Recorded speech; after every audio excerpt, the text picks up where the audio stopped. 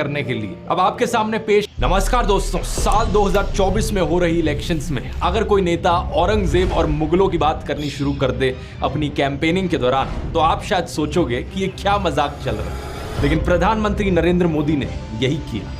कांग्रेस को औरंगजेब के अत्याचार याद नहीं आते जिसने हमारे सैकड़ों मंदिरों को तोड़ा। ऐसी चीजें गलती से नहीं बोली जाती, ये एक सोची समझी गई चाल है। आइए एक सैर करते हैं दोस्तों व्हाट्सएप ब्रेन वॉशिंग माफिया के डिपार्टमेंट नंबर 2 की।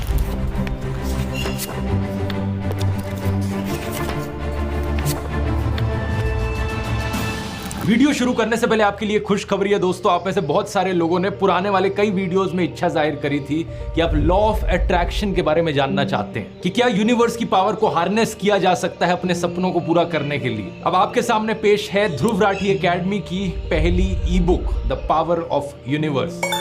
मेरे दोस्त और हमारे रिसर्चर विजेता दहिया ने यह किताब लिखी है लॉ ऑफ अट्रैक्शन और कई सारी ऐसी मिस्ट्रीज पर। मैंने ये किताब पढ़ी और मुझे इतनी बढ़िया लगी कि मैंने इसका फॉरवर्ड भी लिखा है। आपको इसे पढ़ने में 1 से 1.5 घंटे का समय लगेगा और कुछ ऐसा मिलेगा जो पूरी जिंदगी आपके साथ रहेगा। ये शायद से देश की पहली ऐसी सेल्फ हेल्प बुक है जो फिलॉसफी, स्पिरिचुअलिटी और सेल्फ हेल्प की बात करती है एक साइंटिफिक और रैशनल माइंडसेट के साथ। ऊपर से इतनी एंगेजिंग है कि एक कहानी की तरह चलती है। इसमें लॉ ऑफ अट्रैक्शन क्या है, इसकी detailed history, vibrations, aura, water memory, homeopathy, Jiddu Krishnamurti, John Nash, mind control, एक पूरी दुनिया की सैर कराई गई है। इसे डाउनलोड करने का लिंक नीचे डिस्क्रिप्शन में मिल जाएगा या फिर आप इस QR कोड को भी स्कैन कर सकते हैं। हिंदी और इंग्लिश दोनों में ये अवेलेबल है ई बुक। और विजेता ने कहा था कि इसका प्राइस कम से कम रखा जाए ताकि ज्यादा से ज्यादा लोग इसे पढ़ सके और उनकी लाइफ में उन्हें फायदा हो। तो अभी के लिए हमने इसका प्राइस सिर्फ 59 रुपीज रखा है। आप में से इस वीडियो को देखने वाला हर एक इंसान इसको अफोर्ड कर पाएगा। तो नीचे दिए गए लिंक पर जाकर चेकआउट कर सकते हैं। और अब आते हैं वीडियो पर।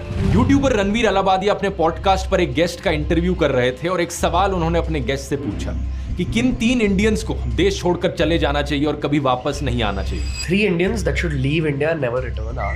अब पहली बात तो इस सवाल ही अपने आप में बहुत भद्दे किस्म का सवाल है, लेकिन वहां बैठे गेस्ट ने इस सवाल को लेकर कोई ऑब्जेक्शन नहीं किया। उन्होंने 3 इंडियंस के नाम गिनाने शुरू कर दिए। अब ये सवाल अगर आपसे पूछा जाएगा तो आपके मन में क्या आएगा? देश के सबसे बड़े आतंकवादी, गैंगस्टर्स, मर्डरर्स, या फिर आप सबसे बड़े भ्रष्टाचारी, करप्ट लोगों के नाम सोचोगे जिन्होंने लाखों करोड़ों रुपए की चोरी कर रखी हो। लेकिन नहीं, इस आदमी ने जो 3 नाम सुना है वो कुछ और ही थे। बरखा दत्त, प्रोफेसर इरफान हबीब, रोमिला थापर। बरखा दत्त एक जर्नलिस्ट है जिनका नाम आपने सुना होगा, लेकिन बाकी जो 2 नाम हैं, इरफान हबीब और रोमिला थापर, ये एक्चुअली में हिस्टोरियंस हैं। आखिर इतनी एक्सट्रीम नफरत किसी के दिल में हिस्टोरियंस को लेकर आखिर क्यों होगी? इसके पीछे जवाब है दोस्तों इस ब्रेन वॉशिंग माफिया का दूसरा डिपार्टमेंट। क्योंकि रोमिला थापर कहती हैं कि हम हिंदू लोग गुलाम नहीं थे। सही सुना आपने, इसी कारण से गुस्सा है ये लोग रोमिला थापर से, क्योंकि वो कहती हैं कि हमारे जो पूर्वज थे, हमारे पूर्वज हिंदू लोग किसी के गुलाम नहीं थे, वो आजाद लोग थे।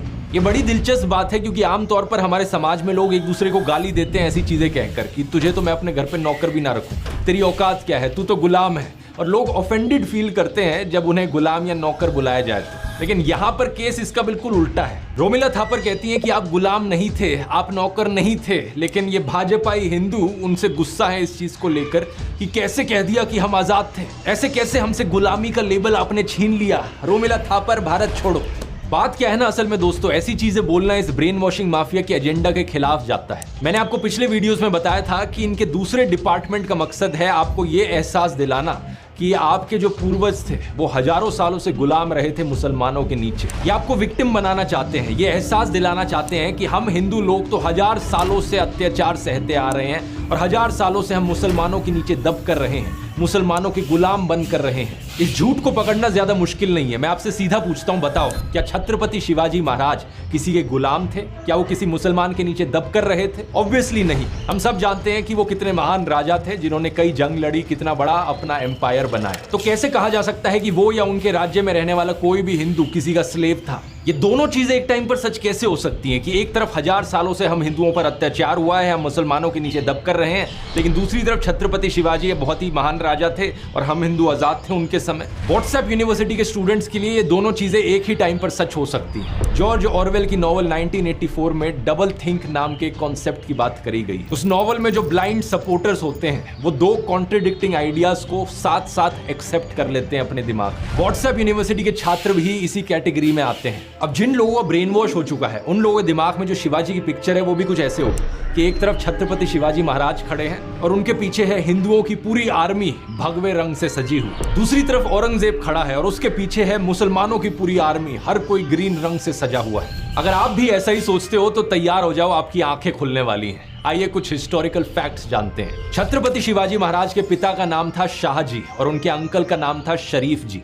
और जानते हैं शरीफ जी नाम कहां से आया? ये नाम रखा गया एक सूफी सेंट के नाम पर। इससे पता चलता है कि ना सिर्फ शिवाजी महाराज खुद बल्कि उनके दादाजी भी हिंदू सेंट्स और मुस्लिम सूफी सेंट्स दोनों की रिस्पेक्ट किया करते थे। असल में बात क्या है ना, उस जमाने में कोई बीजेपी, कोई गोदी मीडिया, कोई व्हाट्सएप माफिया नहीं था हिंदू मुसलमानों के बीच नफरत फैलाने वाला।